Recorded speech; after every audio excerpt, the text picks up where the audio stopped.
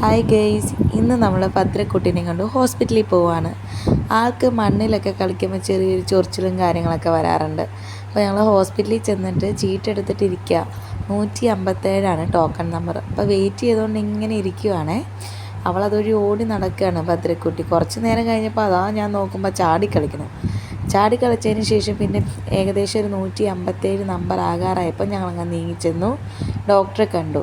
പിന്നെ അതിനുശേഷം മരുന്ന് മേടിക്കാൻ നിൽക്കുവാണ് അച്ഛയും മോളും കൂടി.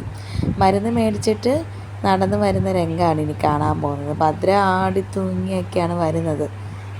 കണ്ടോ, അങ്ങനെ തന്നെ നടന്നു വരുന്നുണ്ട്. നല്ല വെയിലുണ്ട്, മഴയൊക്കെ ഇപ്പോൾ ഓൾമോസ്റ്റ് ഇപ്പോൾ മൊത്തത്തിൽ മാറിയിട്ടുണ്ട്.